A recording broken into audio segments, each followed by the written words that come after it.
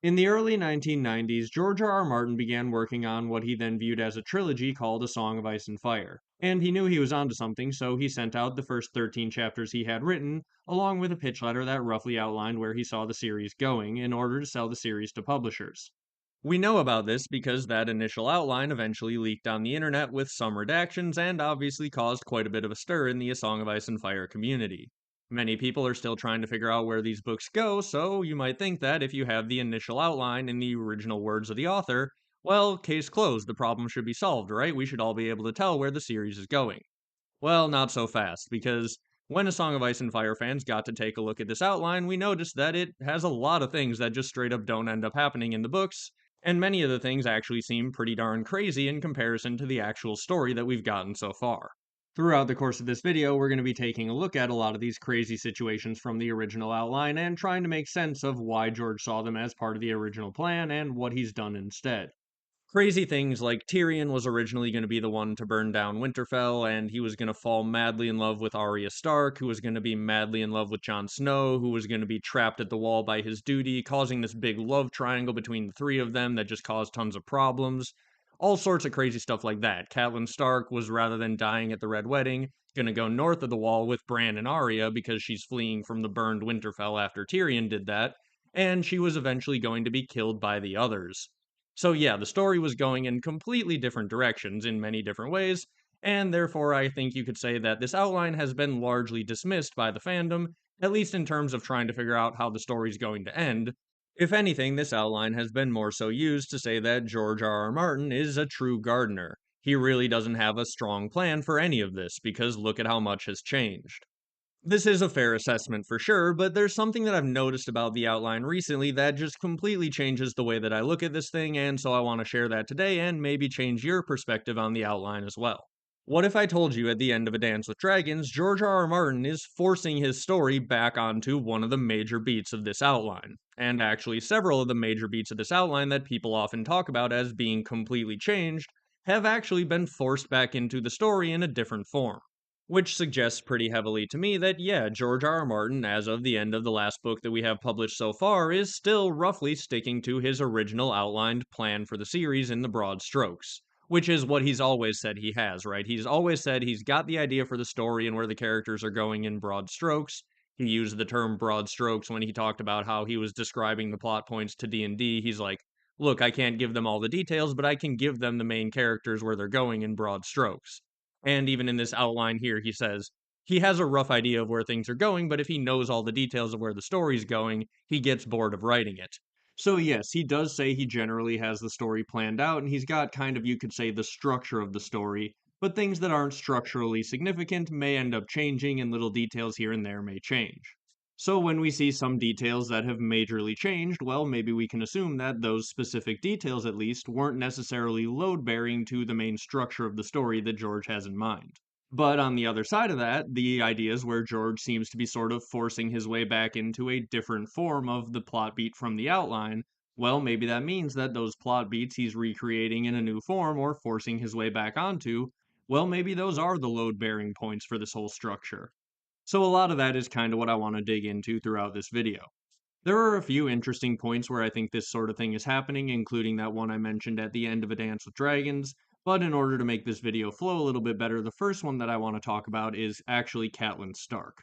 So in the initial outline, Catelyn's story was very different. She wasn't ever going to die at the Red Wedding. Instead, she was going to go down to King's Landing with Ned for a while. When things would go bad, she would flee back north with Bran and Arya, and then eventually, when Winterfell was besieged, she would flee further north to the Wall, with Bran and Arya seeking the aid and protection of the Night's Watch, which of course they can't give because they can't interfere in the affairs of the realm. So Jon Snow and Benjen would have to turn them away, and this would cause some bitter resentment between Bran and Jon, and Arya at this point would, as I said earlier, fall in love with Jon Snow. But then Catelyn, Bran, and Arya would all go north of the Wall, where they would eventually be captured by the wildlings and attacked by the others, and Catelyn would be killed by the others, whereas Bran would be saved by his magic and Arya would be saved by her sword and needle. So, you have Arya and Bran left north of the Wall, and Catelyn dead at the hands of the others. So that would be how Bran would have originally gotten north of the wall and sort of set out on his magical arc. So he's in exactly the same place that he would have roughly been from the original story. Jon Snow still at the wall, roughly in the exact same place. Obviously, though, Arya and Catelyn are completely different. Something that's interesting about Arya that is worth mentioning is in one of the early chapters, which, if you remember, George wrote 13 chapters, then he wrote this outline, then he came back and wrote the rest of the book. So if anything changed from this original outline, we would find clues for it perhaps in the first 13 chapters if they slipped through, but later on in the books, many of the things that changed early on, we wouldn't see clues for. So here's what's interesting. In one of those first chapters of the books, when Bran is first thinking about the dire wolf's name, he gets something wrong. He thinks that Nymeria is an old witch queen from the songs. So, in the actual history, Nymeria is not a witch queen. She's not like a magical queen. She's a queen who sailed with her people to a new continent to the west. And if you remember the end of the television show, Arya, completely out of context, is just like, I'm just going to sail off to the west. So you could imagine with a little bit more proper setup, if the direwolves' names are meant to foreshadow where the characters are eventually going to go, it could have been George's plan for Arya to eventually sail off to west of Westeros because she's so traumatized by everything that happened, basically sort of like Frodo. I think that's a decent ending for Arya in proper context, and the fact that they just shoehorned it into the end of the show completely out of context, in a weird way makes it feel almost like that was something that maybe George just mentioned, yeah, this is how Arya's story ends, and they didn't really know how to actually land that, but they just did it anyway. So here's my point, though. If you assume that Nymeria sailing off to the west and Arya sailing off to the west at the end is some foreshadowing, that means in the original version, before Nymeria was a queen who sailed off to the west with her people, Nymeria the Wolf was named after a magical witch queen. So Arya, who was originally going to be ending up north of the wall next to Bran, who's being exposed to all of this old waysy magic, well, it kinda makes sense that Arya herself may have also been exposed to this old waysy magic, and maybe originally, rather than learning like her faceless men powers, she was gonna be also focused on some of this more old waysy magic, and maybe herself would have ended up being more of a witch queen figure. Something to put a pin in, we'll come back to that a little bit later. First, I'd like to finish the point I was on about Catelyn Stark. Obviously, the manner of Catelyn's death has completely changed, and therefore it seems like her entire story has completely changed, right? Her going on campaign with Robb is very different than her fleeing north to the wall with Bran and Arya. So many people will say, like, oh, this is the perfect example of how George is just fully gardening. Catelyn's a great example of someone who's ended up in a completely different place than he actually initially planned. This is an interesting situation, though, because obviously Catelyn Stark's death at the Red Wedding was not the end of her story, and she has been resurrected as Lady Stoneheart, which seems like a pretty crazy situation for George to just, like, garden his way into, right? Like, if he's completely changed Catelyn's story, and now she's just dying down in the Riverlands, and her dying down in the Riverlands compared to dying up north of the Wall is, like, apparently somewhat inconsequential to the broader series. How does that work, right? How does he still have something to do with Catelyn Stark? Why is he bringing her back as Lady Stoneheart if she was originally just planned to be completely in a different place? Well, when you think about the place that she was originally going to be, you notice that, oh, this was probably actually part of her planned story arc the entire time. Because Catelyn Stark is now raised from the dead, and what is the one thing that happens to everyone who is killed by the others? Well, they're all raised from the dead. It would seem to me that the actual endpoint for Catelyn Stark that George was viewing in broad strokes is her being raised as this Mother Merciless type figure, and initially that was going to happen because she was killed by the magical beings who raise everyone they kill from the dead. But when George gardened away her story and she didn't end up making it north of the wall, he's sitting there going, oh man, I need to get a way to get her back from the dead somehow, even though she's clearly not going to make it north of the wall. So he gardens in the whole situation with Beric and Thoros so that he has a way to get Catelyn back as this Mother Merciless figure that she was always meant to be. And I think you can tell because in the first book, well, she has a line where she talks about how her heart has turned to stone, which many people talk about as potential foreshadowing for Lady Stoneheart, the main argument against that pretty much being this outline, where there will be people who will seriously say, no, Catelyn Stark was never planned to come back from the dead, because initially she was going to be killed by the others. And it's not like the one thing that the others do to everyone they kill is bring them back from the dead, so yeah, clearly George never planned for that. So I've always found that argument a little bit silly, and hopefully you can see now in context, like, yeah, obviously that's pretty silly.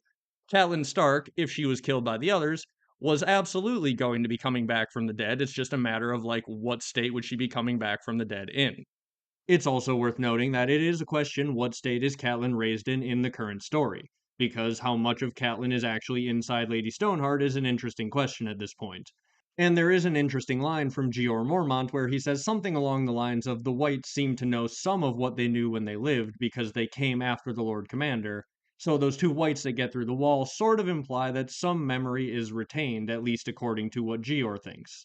So, this idea that originally, if Catelyn Stark would have been raised as a White, she could have some memory of what she was doing before she was killed, just like Lady Stoneheart seems to, well, that doesn't seem that far off. Now, I've talked in some recent videos on my channel how it seems to me that Catelyn Stark or Lady Stoneheart, one of the main things that she could potentially be foreshadowing is just how you would get this sort of undead, Mother Merciless type figure who is hellbent on revenge and destruction of all the people who she hates. Essentially, I think that the source of the others, the mother of the others, is roughly an ancient magical figure who is sustained by a similar magic, right? Like if you imagined Lady Stoneheart just out there in the Riverlands, if no one kills her in 200 years, you would imagine she would just still be out there, hate filled and bent on revenge against anyone who she hates. So now you imagine some magical Mother Merciless type figure far north of the Wall who's birthing these shadow baby others, who also hates all of humanity as much as Catelyn Stark hates the phrase. I think that's some pretty good foreshadowing for the eventual sort of corpse queen, other mother type figure who may or may not exist in the magical ancient past of the series and may become relevant later on, right? If the others are indeed shadow babies, I think Catelyn Stark is the sort of foreshadowing for this Mother Merciless figure, and I think that's where her story's always been going. And what's really interesting about that is when she was initially going to be killed by the others, I kind of wonder if her being a female Stark or married to the Stark in Winterfell, right? Or perhaps if the others are really ancient Stark shadow babies, more relevantly, her being the mother to many living Starks, if that would have some sort of magical effect when she's killed and resurrected by the others. The fandom often talks about how it seems like maybe in the prologue, when they're testing Waymar Royce, they're trying to figure out if he is indeed a Stark. Like some people speculate they either know that there's going to be a Stark coming and that's what they're looking for, or if they interact with a Stark, like magically for some reason that interaction would go differently. So I think it would be somewhat relevant, or at least worth speculating on how it would be relevant, if the others were to get their hands on the wife of the Stark in Winterfell. I think they could definitely turn her into a Mother Merciless type figure, and maybe the initial plan would have been even for the undead Catelyn Stark to be birthing more others, causing Arya, Bran, and Jon Snow to sort of face off against the zombie Catelyn in a way that many people speculate maybe Arya will have to do when she comes back to Westeros. Someone would have to put down this Mother Merciless type figure.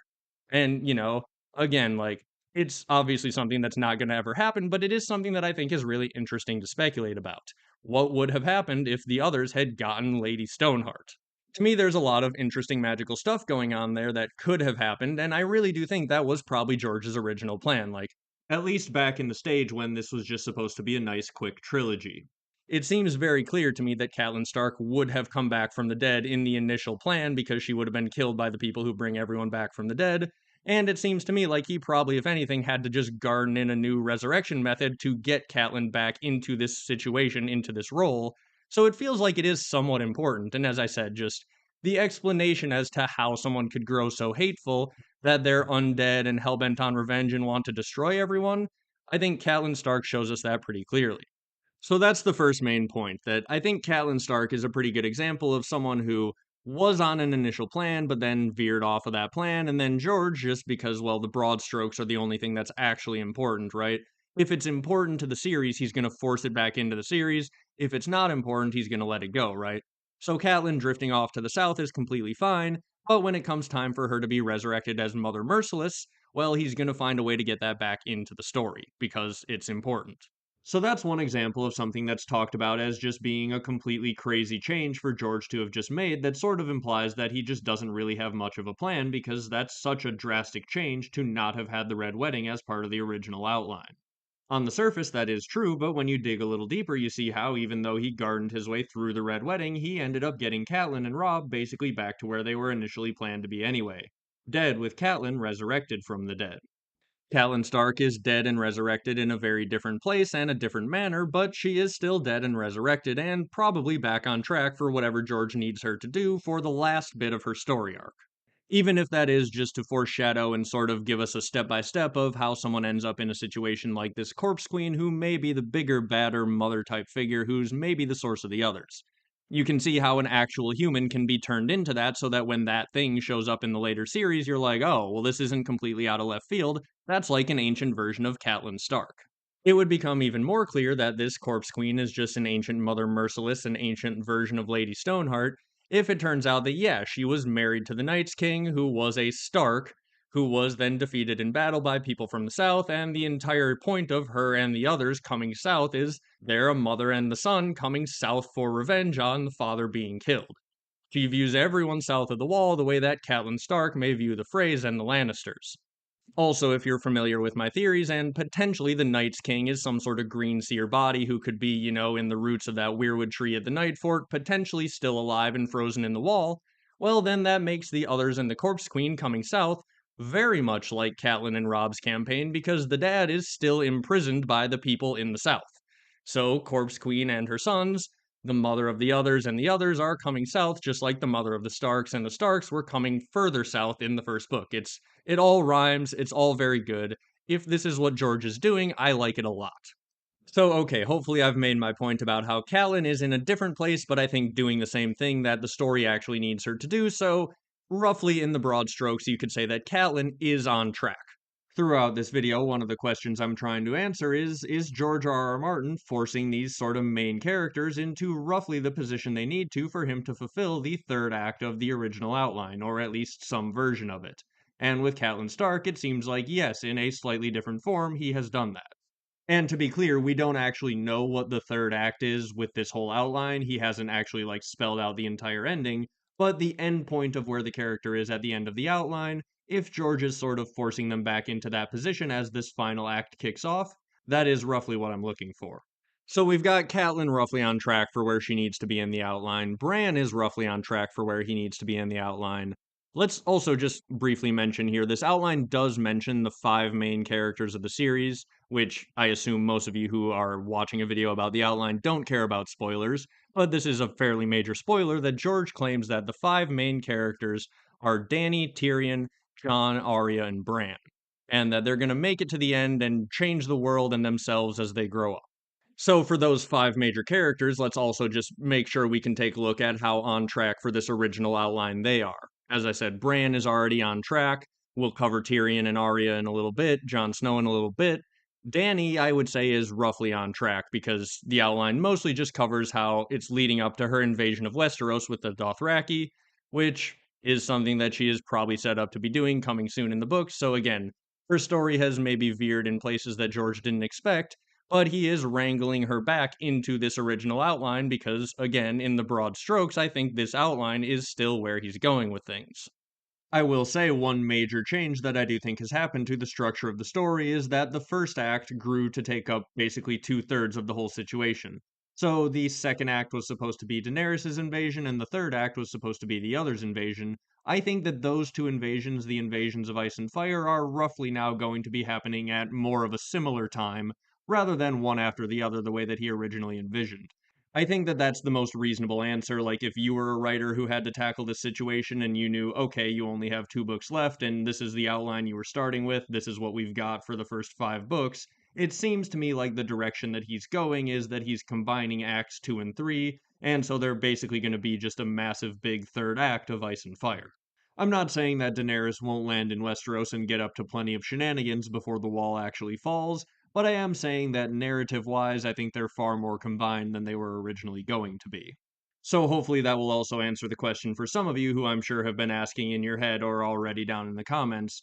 Well, wasn't the outline basically just explaining the first act? And so now you're saying at the end of the 5th book, we're getting back into position at the end of the outline for the final act? Yeah, I think that's roughly what happened is the first act ballooned and acts 2 and 3 are now the third act. And this is again just based on the rough idea that the original trilogy was The War of the Five Kings was Game of Thrones, Dany's invasion was Dance with Dragons, and then the other's invasion was The Winds of Winter or A Time for Wolves. But obviously everything has changed since then, and the Dance with Dragons is now said and done, and Dany still hasn't invaded.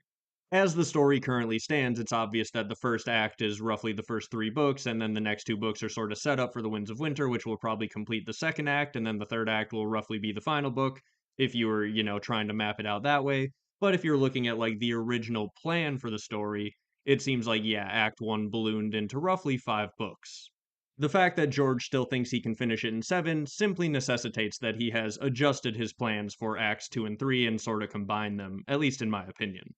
So, okay, even though Catelyn wasn't one of the main characters, we talked about her.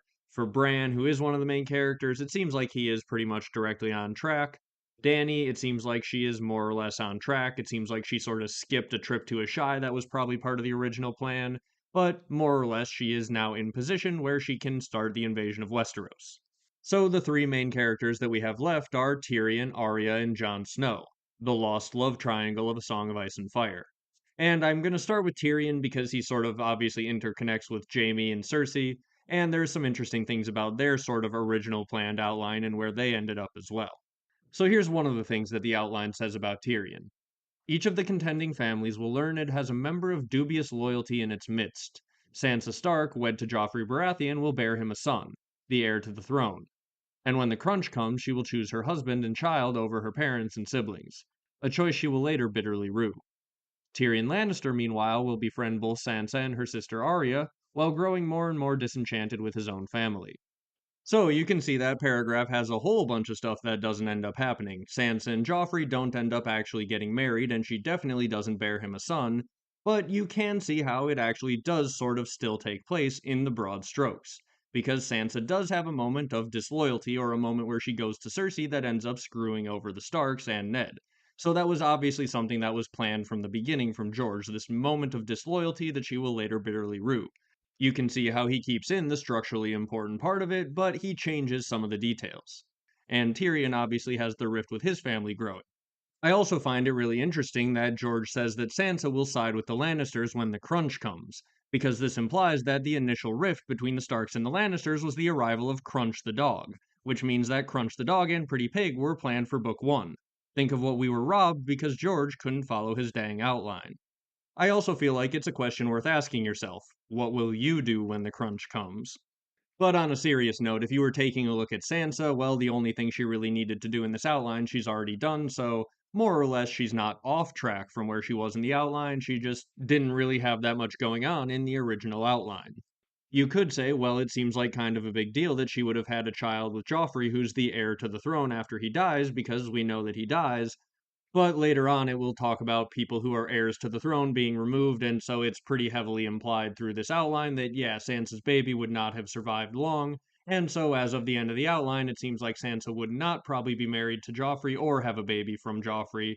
So basically, to the extent that she was anywhere at the end of the outline, she's more or less in a similar enough position. The important bit seems to be the bit about her betraying her family and then later coming to regret this. So, with that accomplished, I think George is pretty much free to do whatever he wants with Sansa and say that, yeah, he's more or less on track for this original plan. So then the next thing the outline says here is young Bran will come out of his coma after a strange prophetic dream, only to discover that he will never walk again. He will turn to magic at first in the hope of restoring his legs, but later for its own sake. Which, when he gets to the cave, he does ask the three eyed crow to fix his legs, so yeah, Bran again is on track. It says when his father Eddard Stark is executed, Bran will see the shape of doom descending on all of them. But nothing he can say will stop his brother Robb from calling the banners in rebellion. All the North will be inflamed by war. Robb will win several splendid victories and maim Joffrey Baratheon on the battlefield, but in the end he will not be able to stand against Jaime and Tyrion Lannister and their allies. Robb Stark will die in battle and Tyrion Lannister will besiege and burn Winterfell. So the War of the Five Kings definitely evolved a little bit. Joffrey definitely grew into much more of a cowardly figure than he was originally seen as in the outline, and it seems like Robb sort of capturing the Kingslayer was the substitute for him maiming Joffrey, right? Like a sort of major moral victory that ended up not actually, leading to a victory in the war, but a very big triumphant moment where you feel like, oh, hey, Robb might actually do this thing. So again, Robb not one of the main five characters, but a character who did sort of fulfill everything he needed to do for the outline, and yeah, if you were counting whether or not he's on track, Robb Stark was on track all the way up through his death. Again, at least in the broad strokes. It is also worth noting that there is a moment where Bran does think about trying to convince Robb not to go south because Osha says you're marching the wrong way and she tells him about the true enemy to the north, and he's having his weird crow dreams at this point. He thinks about trying to say something to Robb, but he doesn't really get a good opportunity because Robb's so busy planning for war, and it's not like Robb's actually going to listen once he's actually called all the banners and they're about to march on that day, right? It's not like he's instantly just going to be like, oh, I guess never mind, guys, sorry. So, yeah, nothing Bran was going to do was going to change it anyway. So, that part, at least from the outline, does pretty much happen, but Tyrion definitely does not burn Winterfell, which is something that we'll get to in just a moment because obviously there's someone else who comes in and burns Winterfell, and I think that's somewhat relevant, but we'll talk about that a little bit later. First, we got to take a look at the final thing that it sort of says about Tyrion in this outline. Tyrion Lannister will continue to travel and to plot and to play the Game of Thrones, finally removing his nephew Joffrey in disgust at the Boy King's brutality. Jaime Lannister will follow Joffrey on the throne of the Seven Kingdoms by the simple expedient of killing everyone ahead of him in the line of succession, and blaming his brother Tyrion for the murders. Exiled, Tyrion will change sides, making common cause with the surviving Starks to bring his brother down, and falling helplessly in love with Arya Stark while he's at it.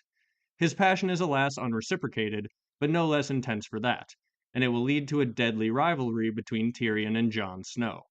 So, okay, since we're going to wrap up with the Lost Love Triangle, we'll talk about them later. First, I want to focus on what was just said about Jaime and what was going to happen after Joffrey was murdered. First of all, obviously, it's important that Tyrion was originally going to actually murder Joffrey. But of course, in the actual story, what happens is that Tyrion is framed for this murder. But in terms of actually the structure of the story and moving the story along, it seems like this serves the exact same purpose, right? You're doing the same thing for the story because this causes the rift between Tyrion and his family, which is originally what was going to be happening. It was just that part of the rift was that he actually killed Joffrey, and as the story grew, it turned into a situation where he was only framed for it. Also, obviously, Tyrion has been sent off to Daenerys rather than making common cause with the Starks after this whole situation, but when we tie it back into what I think Tyrion's initial plan was and where he ends up going, I think that'll make sense. It doesn't necessarily matter if he starts out on the side of ice or fire. It's more about him ending up as the little mischievous imp in the middle that's probably going to be causing some chaos. Speaking of chaos, though, that paragraph also says that Jaime Lannister is going to murder everyone ahead of him in the line of succession until he takes the Iron Throne, which is probably one of the most wild things in the outline given where Jaime's story actually ends up going, and given that, the next couple people in line to the throne are his own children. I know that in this original version, given what we've seen so far in the outline, Sansa's baby is first in line of succession, so that means that Jaime's going to be killing that little baby. And then, yeah, second and third in line of succession would be his two other kids, so that's some wild behavior from outline Jaime Lannister. But if you take a look at what we got in the television show and sort of where we are in the books, you can sort of see that this plotline hasn't completely gone away. It's just sort of shifted Lannister siblings. I think it's pretty clear that Cersei, while not killing her children to take the throne, is going to kill anyone who gets in the way of her pretty much ruling as Queen Regent. Or at least that's what she's likely to try to do as she goes on throughout these books. How successful it will be, I don't really know, but in the television show, she did blow up pretty much everyone who opposed her rule and take over as sort of the Mad Queen.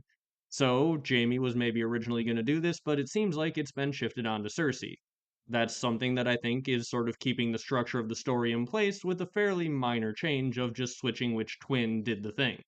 It would seem that the original envisioned arc was that Jaime was going to go from the guy who killed the Mad King into his own version of the Mad King, whereas now I think he's going to be confronted with the fact that his sister, who he's in love with because he sort of sees as like the reflection of himself, the sort of other half of him, well, now she's going to become the Mad King who he had to kill before, and maybe he will have to kill her again, as many fans have speculated.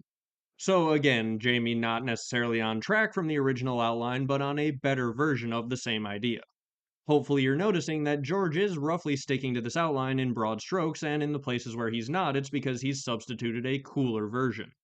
It seems to me that George definitely has this series more mapped out in like emotional beats and character questions that they're going to have to face more than like, oh, this battle will happen here and that battle will happen there, and because of that, then this battle can happen here. It's more like, oh, this is a character who's going to have to face this emotional thing. This is a character who's going to have to face this emotional thing. And when you look at those as the important structure of the story, you realize, like, oh, yeah, he's following the structure. Jaime and Cersei may have sort of deviated more than some of these other characters. Catelyn also did as well, but again, let's remember that those are the characters that we've talked about who aren't considered part of that main five. Sansa is, of course, in that category as well, so it does seem like, in at least cases where they're not interacting with the main five, for these characters, George probably does have a little bit more freedom to garden in whatever direction he wants. Same with characters like the Dornish and the Ironborn. So, in terms of like Jaime and Cersei, if Jaime's character arc or their sort of intertwining character arcs were always headed towards some sort of dealing with becoming a version of the Mad King, you could say that more or less they are on track, or at least sticking to where George probably saw them going. I do think George is the type of author who would just say, I'm going to have this guy Jamie who killed the Mad King, and I'm going to set him on an arc to becoming the new Mad King and just explore what that does to him as a person. But then as he was in the head of Jamie, it ended up becoming, okay, actually, no, it's way more interesting if he has to watch this woman who he's in love with, who he probably shouldn't be in love with, and she's the one who goes through that transformation. Like, to me, that just tracks in terms of like how this story evolved. So, okay, enough of Jaime and Cersei. Now back to those core five characters and the three that we still have to talk about, which are that big love triangle of Tyrion, Arya, and Jon Snow. So, alright, we talked about how Tyrion was initially planned to be the one who burns Winterfell, and that was obviously taken over by Theon and Ramsay sort of in combination. Theon besieged Winterfell and Ramsay burned it, whereas initially Tyrion was going to be doing those things, but yeah. In terms of like who has been substituted into the story in the initial place of the more villainous Tyrion who was fighting against the Starks, at least in terms of that action, it was Ramsay Bolton. Arya, as we mentioned, was going to end up north of the wall with Bran and Catelyn, and they were going to be attacked by the others. Bran and Arya would survive, and Catelyn would not. It sort of makes sense in this case that Arya would play somewhat the role of like a Mira Reed, who's, dragging Bran around on his sled a little bit. That was probably at least part of George's original vision that she would sort of play that role. And so, yeah, it seems likely to me that Arya would have probably ended up in the cave with Bran and probably learning from the Children of the Forest. That's just like the most logical place that she would end up given where she leaves off the outline. And of course, as we said, we already mentioned, Nymeria was initially a witch queen. We have both contextual clues and we have foreshadowing, and there's something else that I'm waiting to sort of piece together for you that I think really brings this home, but yeah, just again, stick a pin in it, but Arya was probably supposed to be more of an old godsy magic witchy sort of character. So Tyrion, having had his people besiege and take over Winterfell, when he breaks with his family, I think there's a decent chance that he could have potentially returned to Winterfell or the North because he may have been the one in control of Winterfell at this point. This also would kind of work with Arya Stark and him having this sort of love situation because if he's in love with Arya, well, what way to win her heart better than to take over Winterfell and be like, hey, I'm turning against my family, come live with me, marry me, and we'll rule Winterfell together. But if the love is unreciprocated and Arya is obviously not the marrying lady lord type, well, that would never work. And that seems to be what's set up by the outline. Again, this is a little bit of speculation as to where this outline is leading, but I think that all tracks pretty well. Tyrion's people have taken over Winterfell.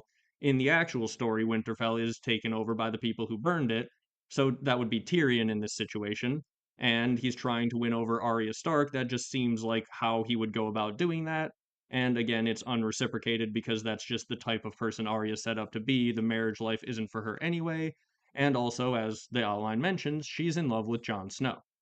Also, again, it's worth noting that this Tyrion Arya relationship would have been something that was built up far more when they were living together in King's Landing in the story, but that obviously didn't end up happening in the actual books. And so I think you can pretty clearly see, for many different reasons, that George had made a major shift in where he was going with Arya's story fairly early on in the series.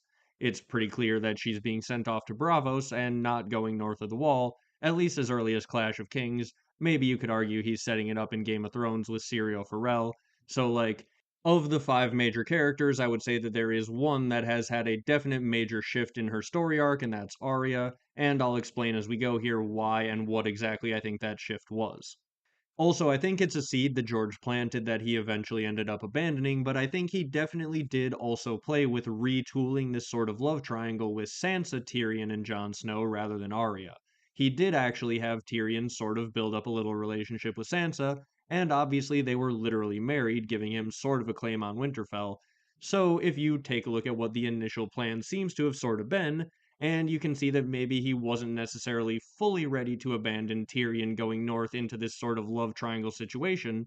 Well, I think he did play around with using Sansa in Arya's place. I think this is actually a pretty good example of what George means when he says he's a gardener and he's planting seeds.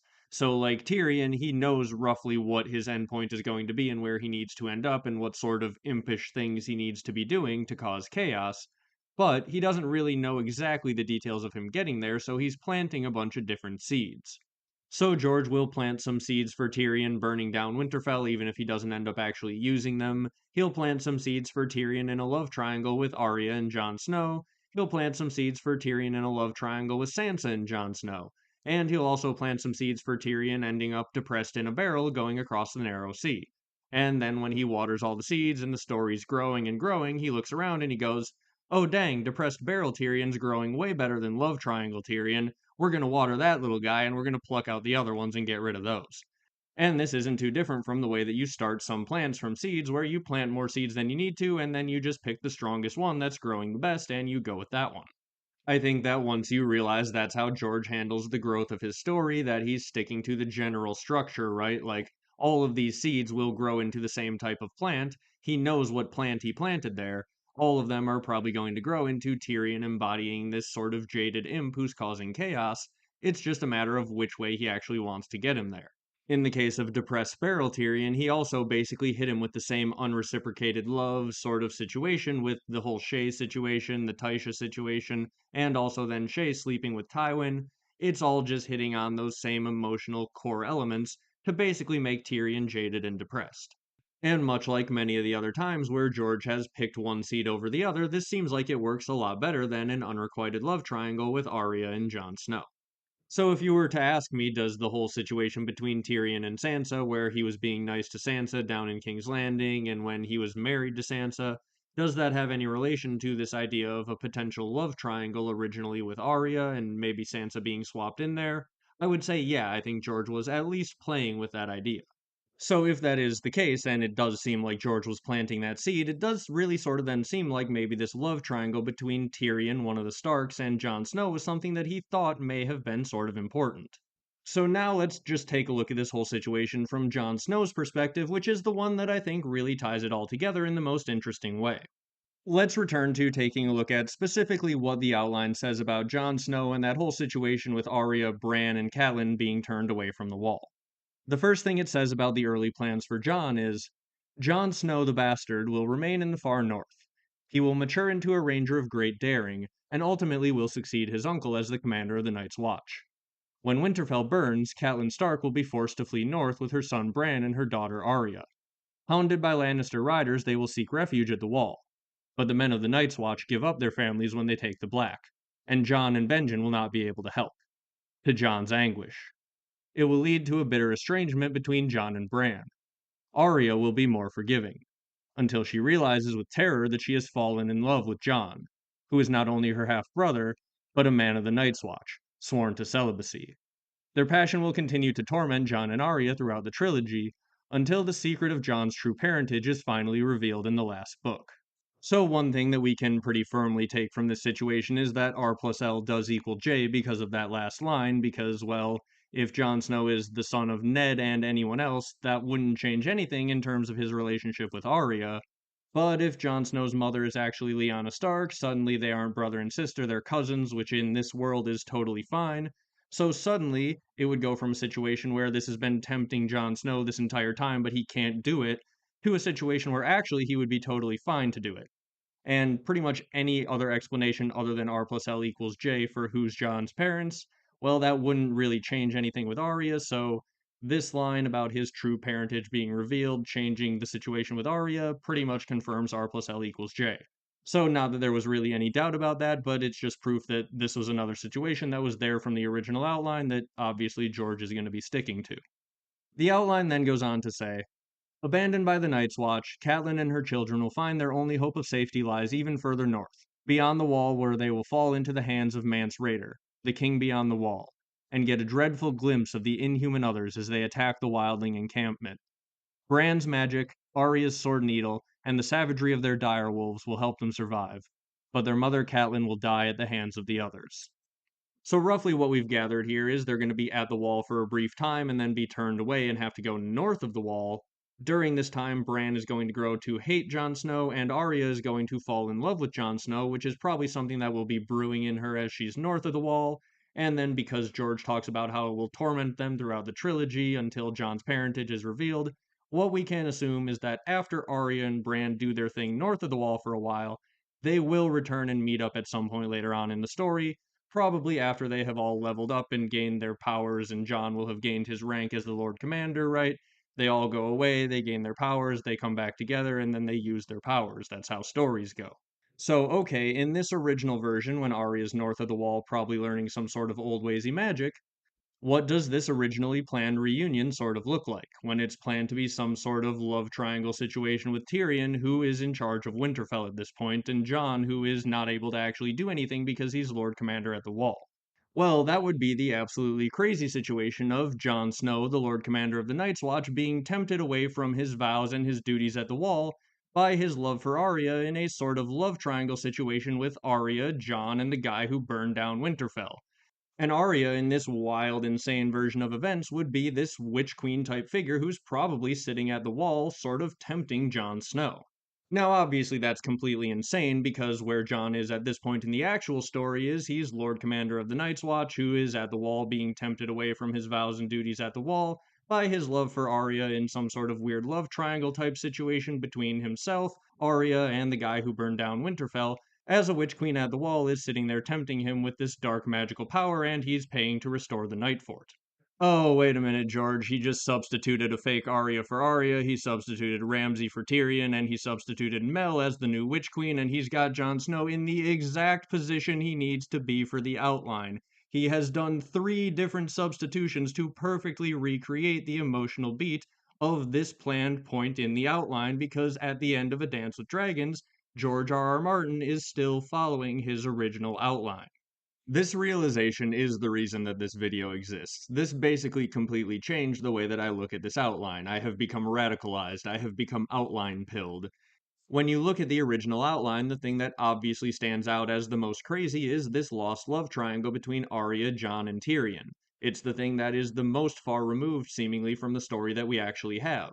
And so when you see that George has painstakingly recreated this scenario, at least from the point of view of Jon Snow, to get him to the end of his arc in A Dance with Dragons, well, then it's pretty hard to argue that, at least as of the end of A Dance with Dragons, George isn't on some level or another following this original structure.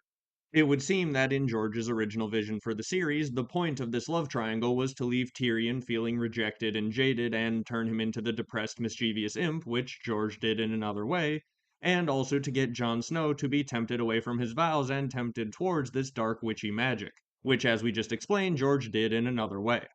And by substituting in a fake Arya, he's also even freed up the real Arya Stark to be doing her own cool things off in Bravos as well, so he has seemingly allowed her story to grow into actually doing her own thing rather than being sort of Jon Snow's sidekick in this whole witchy sort of old waysy magic. But once again, he has also substituted in a new character who can be tempting Jon with that similar power. Even the most crazy, farthest removed pieces of his outline he is returning to on an emotional level at the points where they're important, going so far as to make several different substitutions to perfectly recreate the situation. Jon Snow is both in a very different place than George probably initially envisioned him, and also in the exact same place, just maybe surrounded by a different cast of characters. George has this stuff more planned out than some people would like to give him credit for. It is absolutely not an accident that he's made several different substitutions into the exact positions that they need to be to get Jon Snow right to where he needs to be for this outline, because the thing that's meant to kick off Jon Snow's final act of this whole story is him being finally tempted away from the wall and from his duties by this dark magical power and his desire to help his family and take back Winterfell and his love for Arya. All of that stuff has just happened at the end of A Dance with Dragons, and when he's resurrected, he's going to be staring right up at his Witch Queen. It's not necessarily important that it's a fake Arya because Jon doesn't know that, and it's not important that Tyrion was specifically the one to burn down Winterfell. It's just more about Arya potentially being in the clutches of the person who destroyed Winterfell and Jon Snow being tempted by his love for her to do something about that. There's just no way that this many little hints and substitutions are an accident. There was supposed to be a witch queen here tempting Jon Snow, it seems, and that was originally supposed to be Arya, but what do you know, in the same book where it's pretty firmly established that Arya's going off in a different direction, who is introduced to the story? Melisandre, who ends up exactly where Arya, if she was a witch queen up at the wall in the original plan, that's exactly where Melisandre ends up. It seems pretty reasonable to me to think that when George introduced Melisandre, he was always aware she was going to be ending up at the wall, being the Witch Queen who was tempting Jon with this dark shadow magic power when he's actually ready to finally abandon his vows. And of course, that is exactly where she ends up, and that's her only real interaction with the five major characters, so it does really seem like that is definitely her point. So am I saying weirdly in a way Melisandre is a substitute for Arya? Well, at least in the case of tempting Jon Snow with some witchy powers, I think, yeah, kind of. Then of course Jane Poole is there posing as the fake Arya, and it's kind of funny to imagine Theon like screaming at her like, "No, you have to be Arya, you're supposed to be Arya," when he's sitting there and George is in his head being like, this is supposed to be Arya. It's very important that everyone thinks that this is Arya for this to work. And yeah, that's the point. Jon Snow needs to think that this is Arya. There are times where it really does seem like George is making little jokes like this through things that the characters say, like there's a line about how the fat man's plans are always changing, or a line where Littlefinger says, "Oh, I wish I had 5 years to sow my seeds," or whatever, sort of referencing the idea of the abandoned gap in the story. And so if this is another one where Theon is being like, "No, you have to be Arya. They have to think that you're Arya." That would be kind of funny if that is the whole, like, emotional point and the reason that this is happening for George, which again, it definitely seems like it is because her being Arya is the thing that causes Jon Snow to take drastic action. This obviously works, and Jon Snow is hit with the exact same emotional punch as he would have been if this was indeed the real Arya. This means that George has gotten the result that he wanted, this deadly rivalry over Arya between the guy who burned Winterfell and Jon Snow. He has successfully gardened his way back onto this outline for Jon as of the end of A Dance with Dragons, fully getting himself around the complications of the fact that Arya has been pulled off in a completely different direction, as has Tyrion. If you assume that this was the core emotional thing that this whole little love triangle situation was meant to kick off, well, then George has just recreated it perfectly, and I think that's why he recreated it perfectly.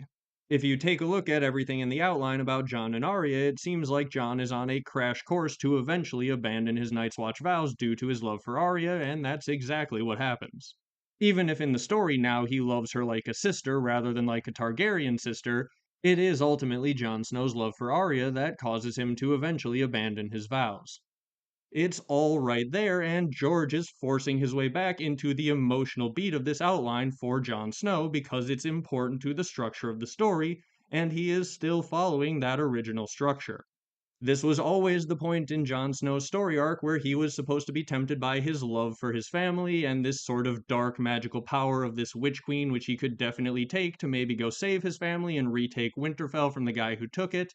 If you imagine when this was a tighter, quicker trilogy, that this was going to be Arya and Jon Snow against Tyrion, and this was the context under which this love triangle would play out, I think that makes quite a bit of sense, actually.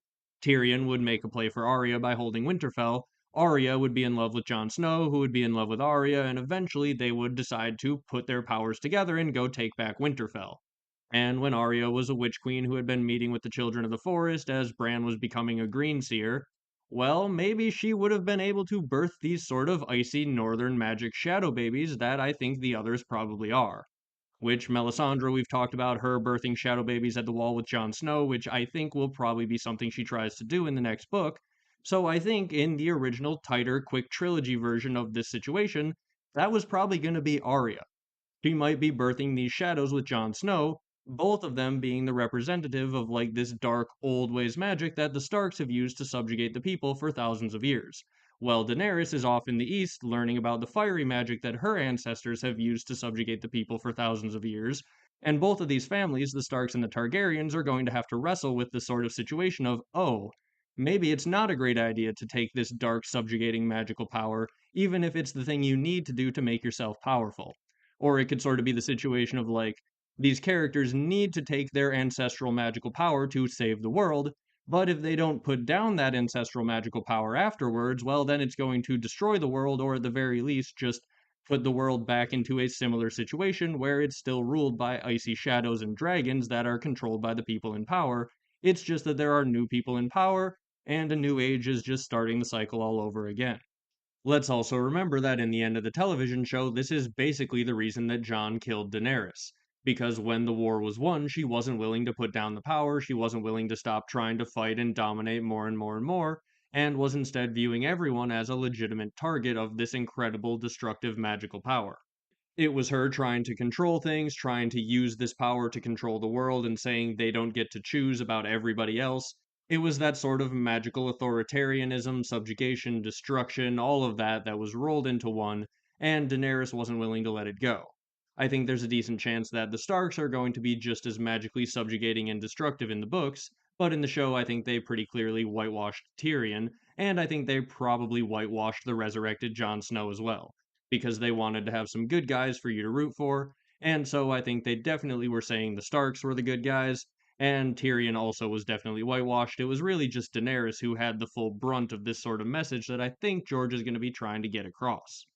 We talk about the Scouring of the Shire and what will be a Song of Ice and Fire's version of the Scouring of the Shire, because George has basically said there's going to be one. Well, in the Scouring of the Shire, what happened? The heroes returned home having saved the world, and they found that the wizard, the big bad evil magical guy, had subjugated their home.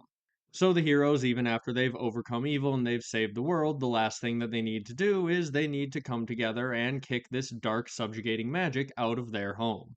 And so, how fitting would it be if George R. R. Martin's Scouring of the Shire is for our heroes to come together, use their incredible magical powers to defeat the others, bring back the dawn, save the day, and the long night, and then they turn around and find that their homeland is still subjugated by dark evil magic, and the Scouring of the Shire may need to be the removal of that dark subjugating magic from Westeros, which may be part of the point of King Bran coming in and sort of passing judgment. Dany's dead, Arya's sailing off out of the country, Jon Snow banished north to the Night's Watch or beyond the Wall.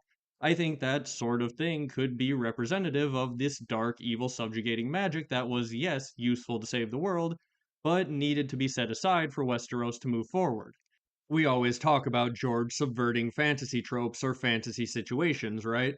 Well, what a subversion of the Scouring of the Shire if instead of the heroes returning home to find that dark subjugating magic needs to be kicked out of their home, they return to find that they are the dark subjugating magic who may need to be kicked out of their home for the people to be at peace.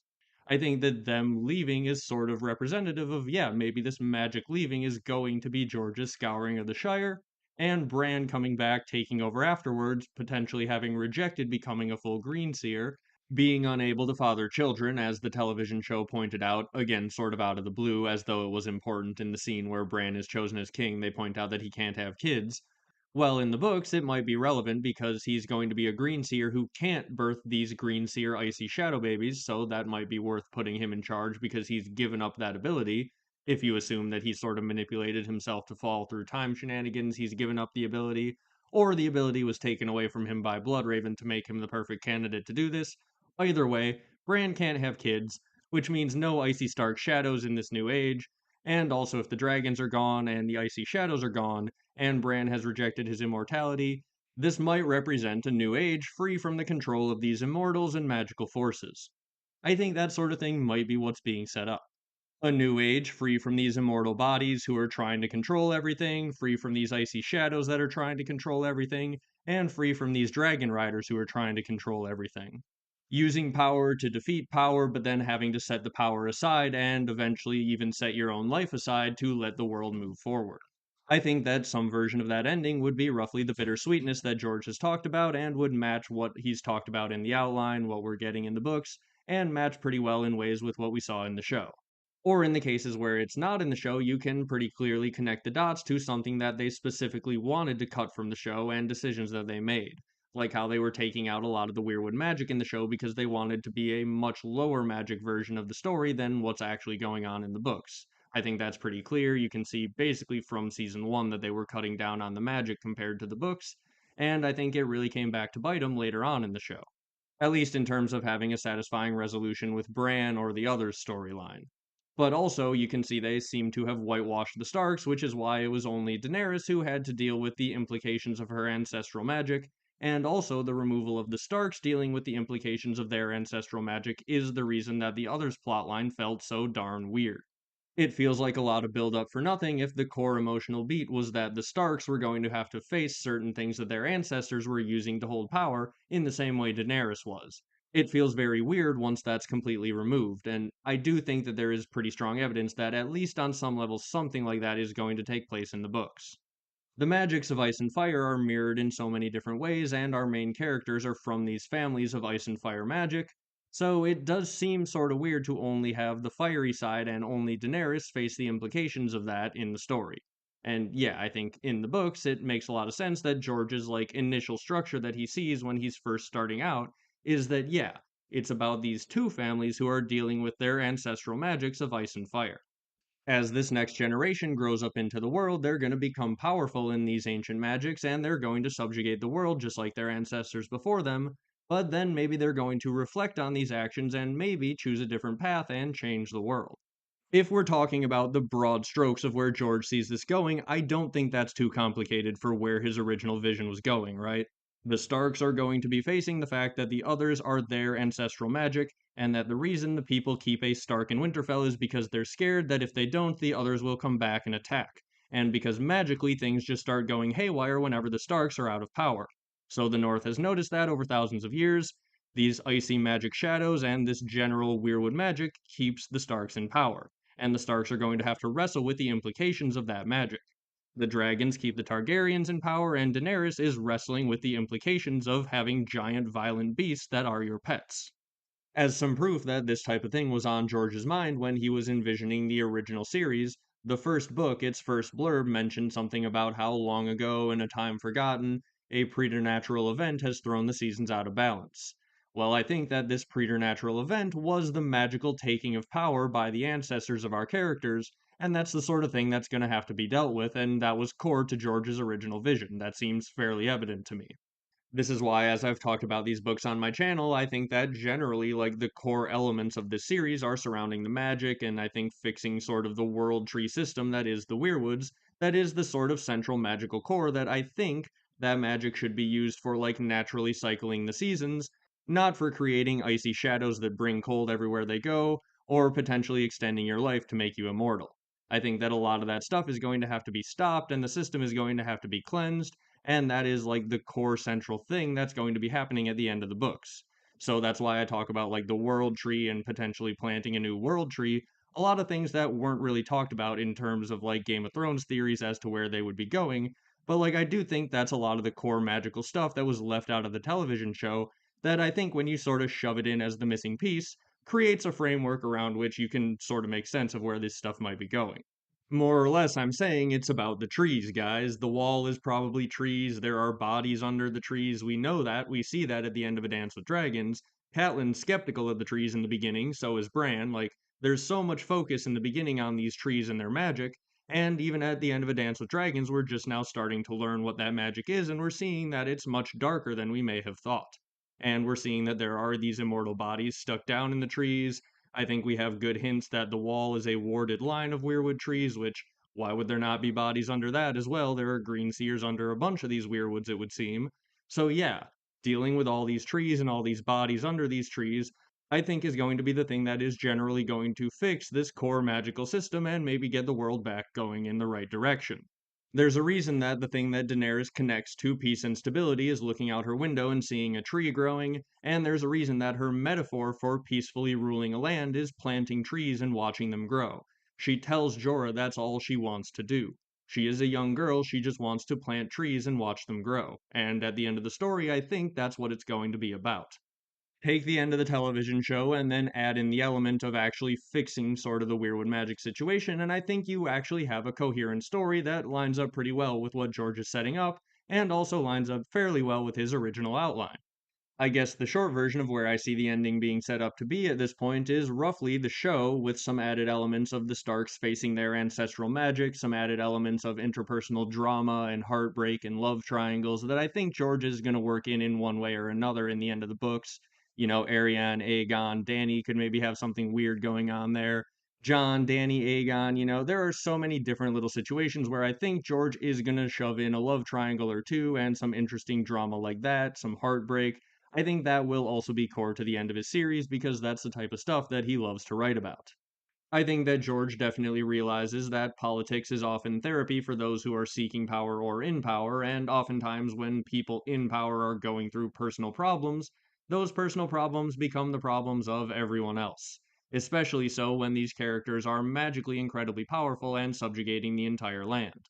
So I think what he's created is a framework here where our characters are going to go out into the world and grow magically powerful and then return together to save the world, but because of their love for one another and various circumstances that are just never going to quite work out, drama is going to unfold between them, and then the magic that they're going to use to save the world is going to become a problem for everyone in the world.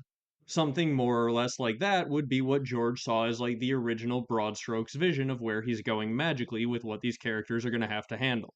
In that context, Arya and Jon Snow being this sort of icy representation of this power, and then Jon Snow eventually potentially hooking up with Dany and also being able to ride a dragon, and also potentially introducing another love triangle, which George absolutely loves love triangles and loves them adding sort of complications.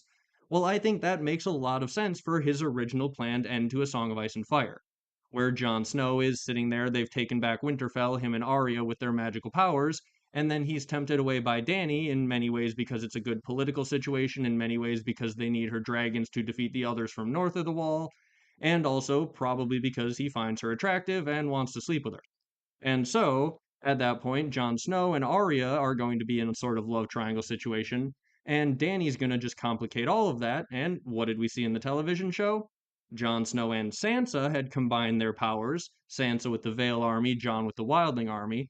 They took back Winterfell and they were ruling it together, looking a lot like a couple, even though the show never had it go there and become romantic. But it's Jon Snow and one of his sisters ruling Winterfell, looking like a couple, until Daenerys shows up and throws a complication into the entire thing. And that's why Sansa was sort of weirdly jealous of Daenerys, even though she wasn't actually in love with Jon Snow. Because that's the plot beat that is actually going to be happening. That's the broad stroke that they got from George, that Jon is going to be taking back Winterfell with one of his sisters, and they're going to be ruling Winterfell, and then Dany's going to show up, and there's going to be a sort of love triangle situation. And I think the initial idea for the reveal of R plus L equals J was going to be not that it's going to put Jon on the throne as the heir to the kingdoms and be legitimized and everyone's going to believe it. It's that he and a few people around him are going to know that it's true, and it's going to cause tons of interpersonal chaos and drama. Potentially because he was in love with Arya, and the only reason he decided he couldn't be with her was because they were brother and sister, and that would just never be accepted. So, despite him wanting to be in love with Arya, they were never like officially together. And then along comes Daenerys, which would cause some jealousy with Arya, sort of like we saw with Sansa in the show, even though they weren't actually together. And then Jon will be with Dany, and it'll be going well, but Arya in this case, rather than Sansa, will be growing jealous of this situation, but it'll work fine because, the dragons are helpful against the others, potentially helpful in saving the world. But then, when Jon finds out that he is actually a Targaryen ahead of Dany in the line of succession, that could cause some issues with Dany, and it would also open him up to actually be with Arya, who he may have wanted to be with the entire time. So, like, he didn't know who he was originally, so that caused problems in a relationship that could have been stable, so he picked a different relationship. And then the reveal of R plus L equals J makes that relationship unstable, thus opening up the relationship that he had to unfortunately already close the door on. So it's really sort of a tragic reveal that just unleashes a bunch of interpersonal chaos in this love triangle situation that was already barely holding it together. And maybe this could be part of the reason that like the band falls apart after they save the world, right? Like they come together, they make the awesome album, they're doing it for the music, they're doing it to save the world, but then once the tour is over, once the money sort of dries up a little bit, all of a sudden the personalities come out, who wants to sleep with who wants to, date who. It's going to break them up. And that's, I think what's happening with Jon, Dany, and Arya if they do sort of come together to save the world the way that I think they probably will. It's going to be an unstable partnership. R plus L equals J is going to just throw a major wrench into the whole thing.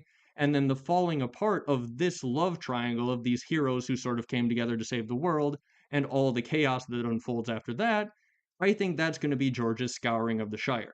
The others are defeated, and you still have the sort of human interpersonal drama to actually live out and deal with before the dust settles, and that's sort of what we got in the show, but I think it'll be a very different version in the books, mostly focused around these central main characters and them sort of all being in love with each other.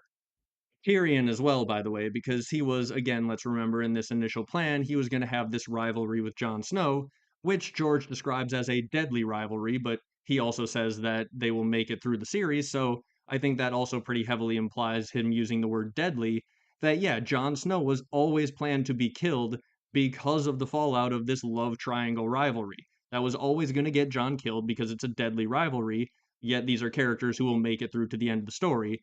So Jon Snow was going to be killed and come back to life because of the situation here.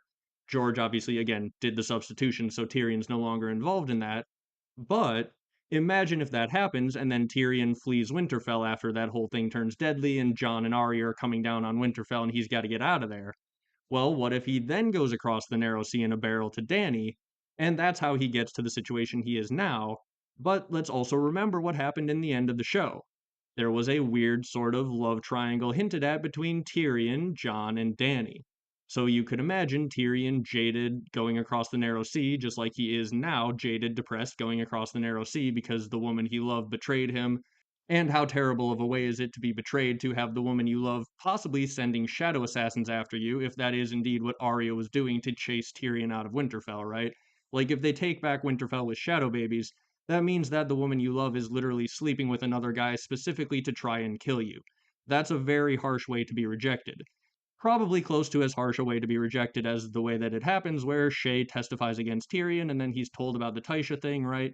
Tyrion could be pretty darn broken as he heads across the narrow sea, meets Dany, falls in love with Dany.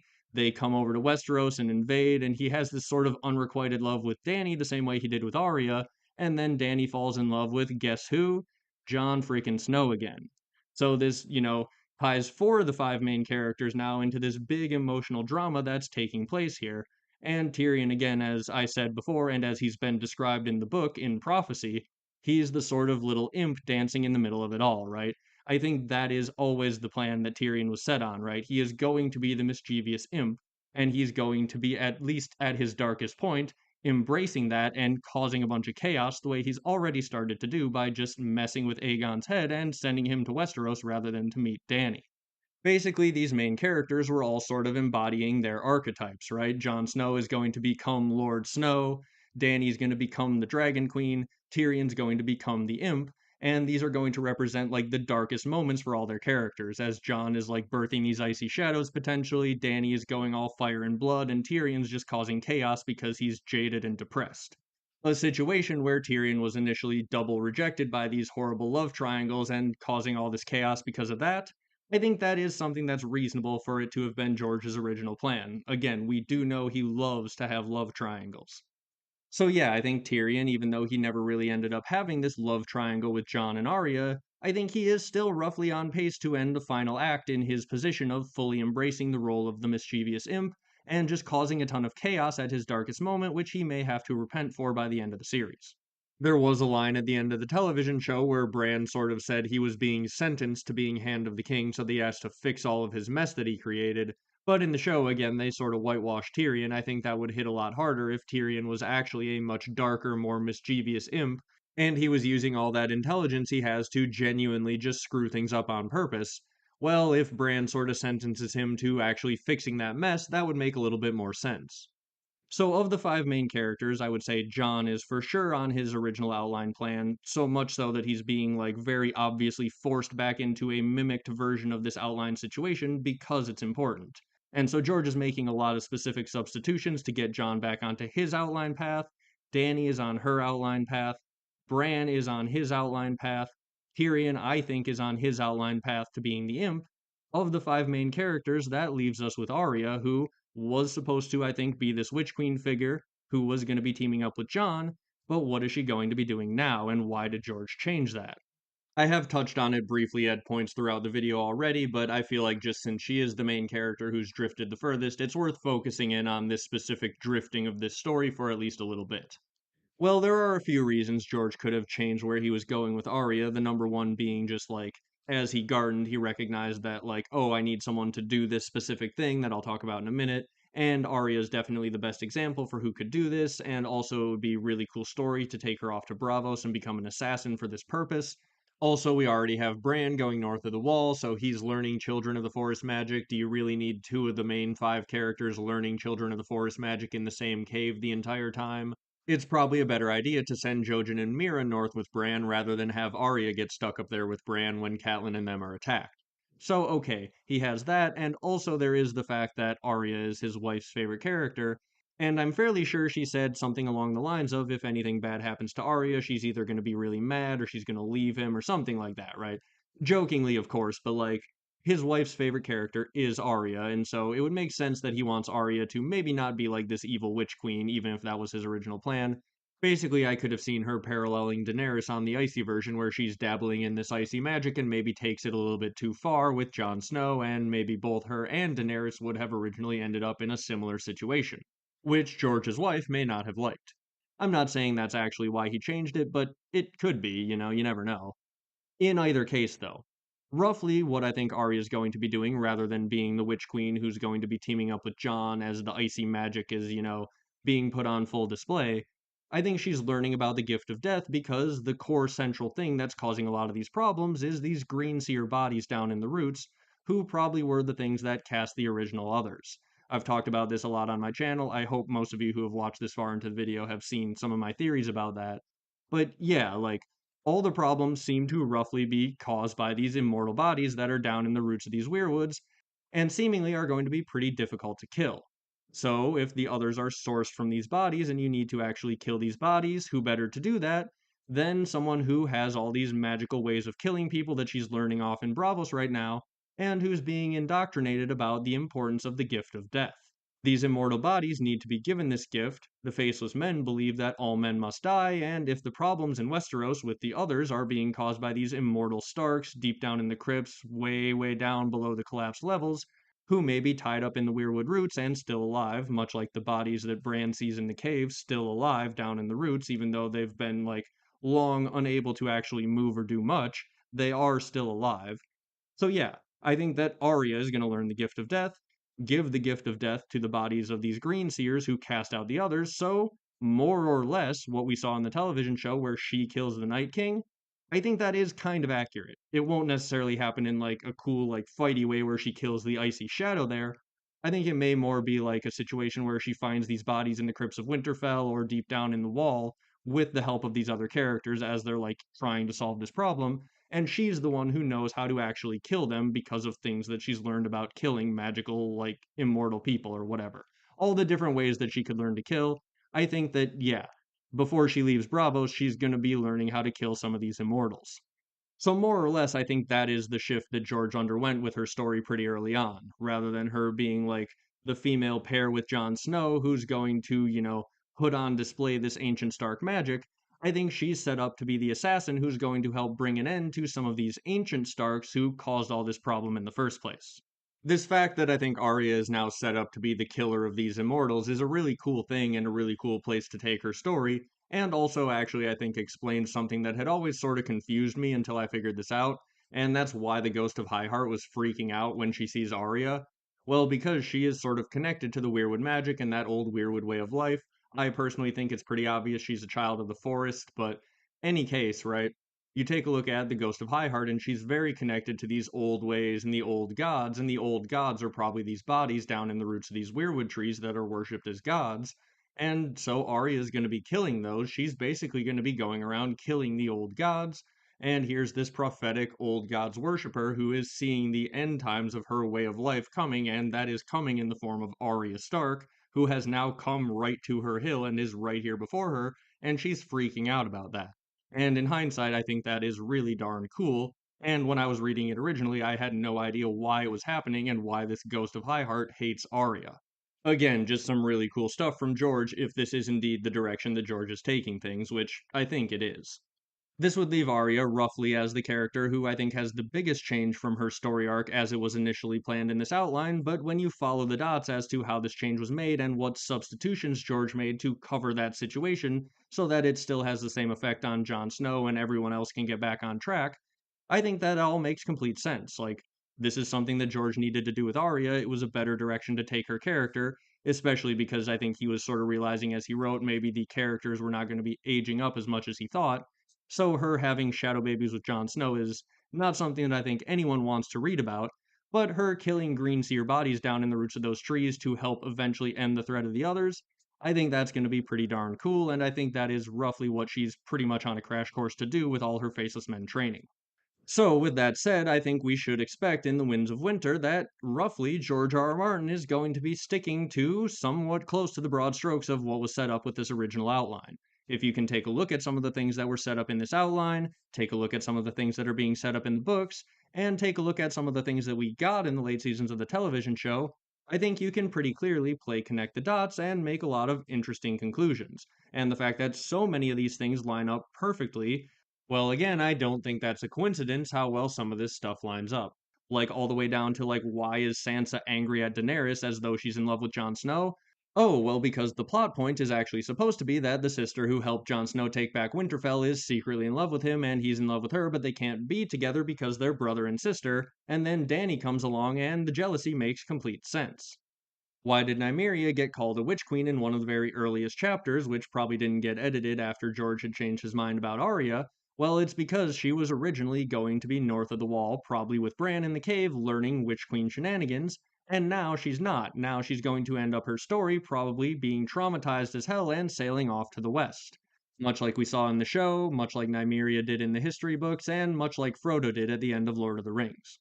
I also would just hope that this sort of points out how many details can be missed when, as a fandom, we sort of have this first assumption that, well, George is a gardener, he doesn't really have a plan anyway.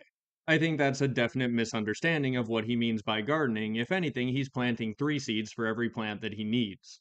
This may mean that certain plans that he has never end up materializing, therefore certain foreshadowing goes nowhere, but at the same time, that's not the same as having no plan. It's not that every single little detail is planned in advance in some sort of grand master plan or anything like that. It's just that he does have a broad structural plan of the story that he's working within, so everything that he does and all the things that he's like working out are working within that broader plan structure. The window for acceptable change for George's story to take is all structured within fitting into the original garden, right? Like he's not letting his garden grow across the street somewhere, he's keeping it all within the original view of the garden. And he knows where he planted the strawberries, he knows where he planted the cucumbers, he knows where he planted the sunflowers, and he knows where he planted the weirwood trees. A lot of these really interesting things that I uncovered going deeper into this outline were things I had completely overlooked because I too had taken the surface level assumption that maybe George wasn't really following this initial plan. I do also occasionally get people in the comments who are saying there's no point in thinking about any of this. It's very clear that George has no plan or George didn't think about any of this. And I think that those people are a little bit silly and that their argument is a bad one. When you do any sort of deep dive on any of this, I think you can see that George definitely does have a structure that he's working with. Hopefully, some of the things that I pointed out throughout the course of this video, including me going over some things that I myself had previously overlooked because I thought George had drifted away from them, well, hopefully, going over some of these things on a deeper level and seeing how George comes back to them will sort of make you realize that, oh, yeah, George obviously has a structure. He obviously knows what he's doing. If anything, with the way he gardens, he has more plans than he actually needs. And the biggest problem he has is picking which of the 3 different plans he has seeds planted for he's actually going to go with. And also, another thing that I'd be interested to hear your thoughts on down in the comments, and I'll probably have to talk about a little bit on a live stream soon because I don't want to ramble too much at the end of this video, is what's going to happen now potentially to these love triangles in the actual version of the story that we're getting, right? Because if we do seem to have some sort of setup for these love triangles in the initial plan, what is George's actual plan going to be? I have another video that's coming out of a theory that I have become convinced of in my deep dive to this outline that, again, if I had tried to fit it into this video, it would have been way too long. It's going to be the next thing on my channel. It involves the sort of setup with this love triangle with Arya and Jon Snow, and something that it may lead to in the current form that it's taking in the books. But in terms of these love triangles, right? Like, what love triangles do we even actually have any time for? I do think Jon and Dany are going to have a love situation, and Tyrion will probably have some sort of love for Dany, so him being jealous there, Dany may have taken that portion of the love triangle. If the jealousy between Tyrion and Jon Snow was super important, maybe Dany is going to slot in there for that emotional beat, or maybe, again, as I talked about a little bit earlier, it was initially planned to be just like a love triangle. Tyrion, Arya, and Jon Snow are in a love triangle. Dany, Tyrion, and Jon Snow are in a love triangle. Arya, Dany, and Jon are in a love triangle. It's love triangles everywhere. There's three love triangles. It's a triangle, and Bran has to come in and solve it all. I don't know if we have time for all of that in the books, and I don't know if Arya's going to be old enough for that. I don't know if he's going to substitute in Sansa for that situation instead. He might. But again, I'm really interested to hear, what do you guys think this could actually all turn into in the actual story that we're going to get? I do think, having gone back over this, there's a really good chance that love triangles are going to be at the center of this sort of drama that's going to be the final act of the story, and also potentially sort of the drama around the reveal of R plus L equals J. It honestly might even end up very close to what we saw in the television show, where it is really just a brotherly, sisterly love between Arya, Sansa, and Jon, and them all ruling Winterfell together and their life together that they could be happy with, and then him being pulled away by Dany, and then the situation with Tyrion could be an actual love triangle, maybe, right? There is room for basically exactly what we saw in the show to, again, sort of fit pretty well with what George seems to maybe have been working towards with his outline, and maybe still be working towards on some level. So again, really interested to hear your thoughts on anything that I've brought up here throughout this whole video. A lot of stuff there, and a lot more cool stuff coming. Make sure you like and subscribe, and I'll be back with something else very soon.